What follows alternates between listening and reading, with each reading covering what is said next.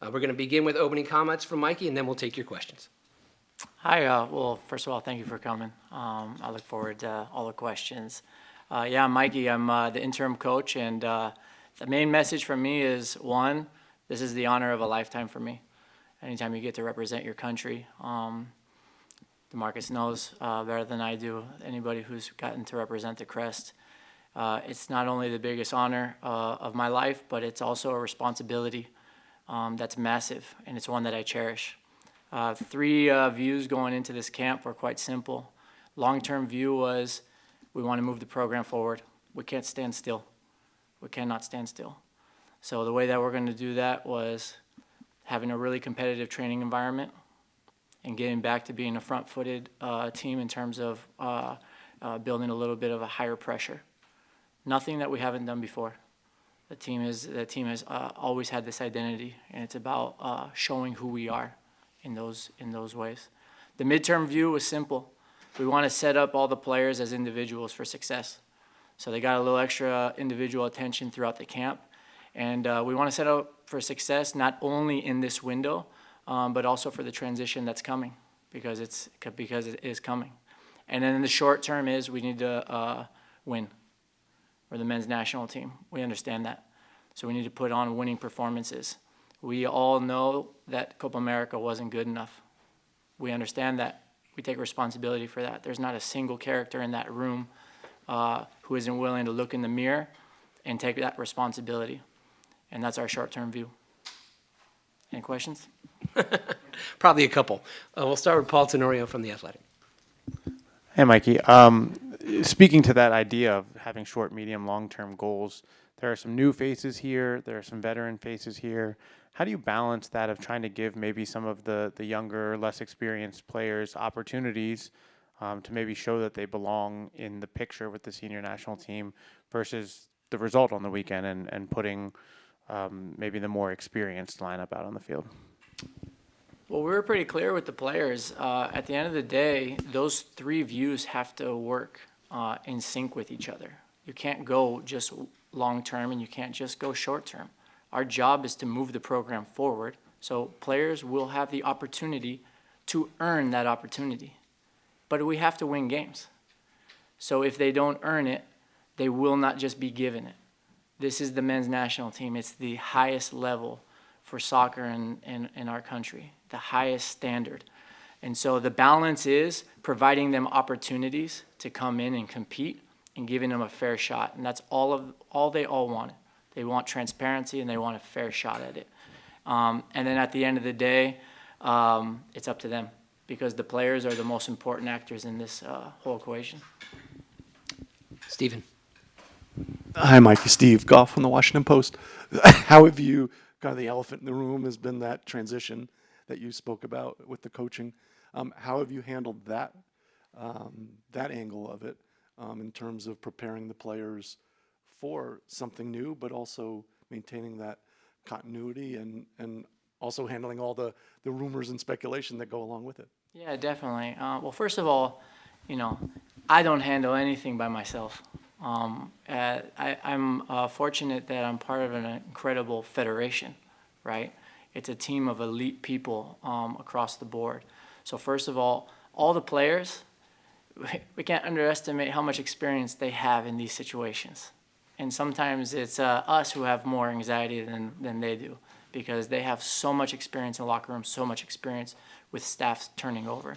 Secondly, the Federation's done a great job. Matt's done a great job communicating with me, keeping me up to date with everything that's happening so that I'm always able to communicate the most current information to our staff and to our players.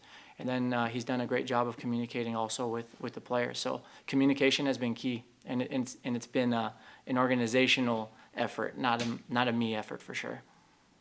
Ryan. Hi, Mikey.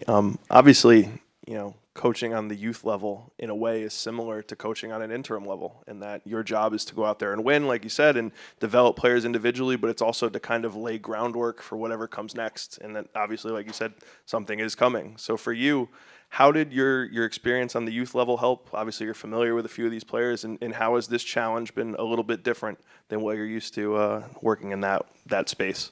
Yeah, I think I've been fortunate to work at every level across all age groups, men and women. I haven't coached professional women, but I've coached women from U5 all the way to U19, and I've coached boys U5 all the way up to the national team right now. So definitely that experience has helped, but at the end of the day, this is the men's national team, and so that experience helps, but the most important thing is that I have support, incredible people on the staff who have experiences at this level, player buy-in, all the players really committed to their country and to making everybody proud.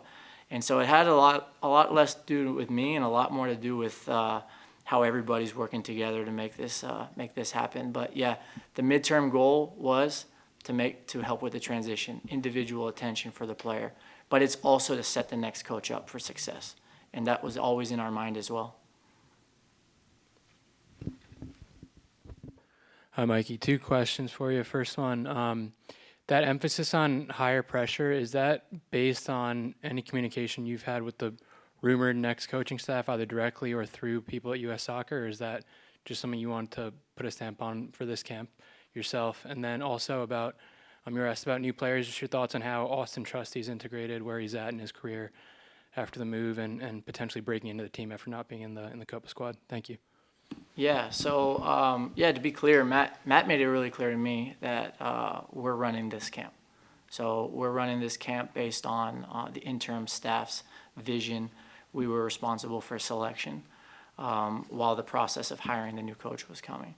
And the reason for the higher pressure is it's not about me. It's not about changing anything. This has been the identity of this group. I think all of us can agree there were incredible performances leading up to the World Cup that were quite inspiring in terms of how these guys fought and pressured all over the field. And it wasn't anything new. It's not a grand idea by Mikey. No, this is just our identity, and it's getting back to those roots. And then in terms of Austin, we're really excited for him in the step that he's taken. You know, he's got a Premier League season under his belt where it wasn't an easy season for a player, right? Where you're fighting every game to get points, to now moving to Celtic, where he's going to be in an opposite environment where now he's his team is always the protagonist and the one that has to inflict their will on the opponent. So we're really excited where he's at. He's come in with a tremendous attitude, and he's really excited for the opportunity to show himself also.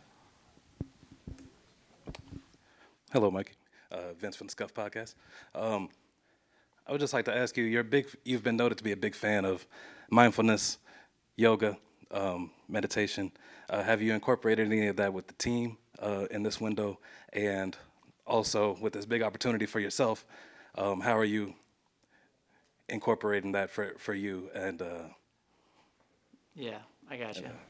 Well, listen, first and foremost, this is meditation and mindfulness is a personal decision for me. You know, it's something that helps me, and it's not something that I push on other people, because these are personal choices. So I would say the answer is yes and no. The way that I haven't done that is I have not had these guys do mindfulness training.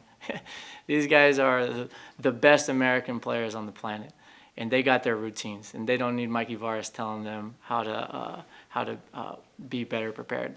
The reason I have done it is because I meditate every day, and I think the energy I bring from that and how it's helped me on a personal level, I think also influences people in an indirect way.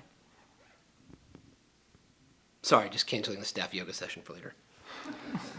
We're going to take questions virtually and begin with Henry Bushnell from Yahoo. Thanks, Michael, and thanks, Mikey, for your time. I appreciate it. Just to follow up on a few things that you mentioned earlier, you mentioned like Matt's been keeping you up to date on things. When exactly were you told that you would definitely be in charge of this camp as the interim head coach? You're putting me on the spot for an exact date. What I can tell you is we had plenty of time to plan for the camp. So this would have been early August, and it was really clear. And the run up in terms of preparation was incredible. Next will be Ron Blum from the Associated Press. Mikey, Do you think that the players' view of you in this camp subtly would be any different if you were going to stay and be a candidate for the staff to stay on, or with the likelihood of you going to San Diego?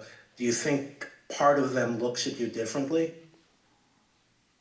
I think that's a question for them, but I don't think so. I know all of these guys' character, and there's no one that's bigger than the game, and there's no one that's bigger than the crest.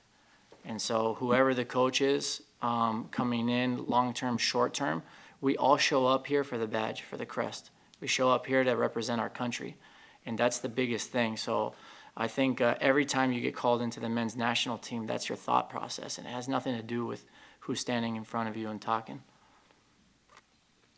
Next will be Neil Davidson.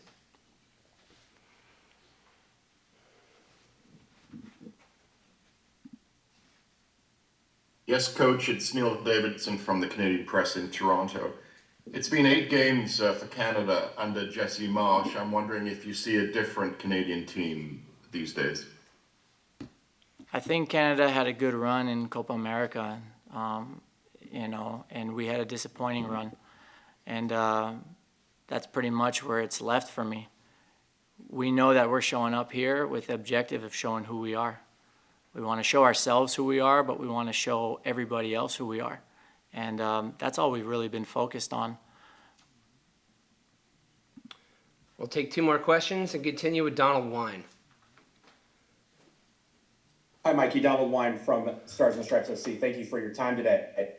With every camp, there's the chance to maybe try a couple of new things based on the personnel that you have with you, whether it's set pieces or counterattacks or what have you. With some of the new faces in camp and some of the faces that we haven't seen in a while on this roster, are there things that you were excited to try in camp as you lead into these couple of matches? Yeah, the reality of the men's national team is we had one session where everybody was fresh and ready to go and could go really hard the entire time. So you have very limited training time. Our objective as a staff was to provide clarity, but keep it simple enough and provide enough freedom so that the players have space to make decisions. All of these guys have incredible technical ability. They all read the game at a really high level. So it was less about being excited to implement something versus more excited about just setting conditions so that these guys can fly when the game comes. Our last question comes from Andrew Jones. Thanks, Michael. Congrats, Mikey, on the interim role as another step for you. I want to ask first about Gio Reyna's left groin injury. Was it more just a precaution for him to send him back to Dortmund and not take any risks? And then seeing the growth of Caleb Wiley from your time with him, the in the 20s, to what he's done so far at Strasbourg, where have you seen his growth from? Thank you. Yeah, Gio, unfortunately, sustained an injury in the matchday -3 training. And it's really unfortunate because he was flying in the training, man. You talk about showing who we are, 100%, just like the other guys, bought in to doing that. Pressing, getting on the ball, being who he is. He's a top player. We decided that the best thing is for him to get back to Dortmund and just focus on his recovery because we're really excited about, what he's going to do this season for them. And then in terms of Caleb, yeah, I've known Caleb for a while, so being able to work with him with the 20s. My first camp with him was in Celaya. I think he was still a U19 Atlanta United player because he didn't sign until after that camp, to now seeing that he's in League One with Toulouse. You just got to be so proud of the guy and really excited for what comes in the future for him.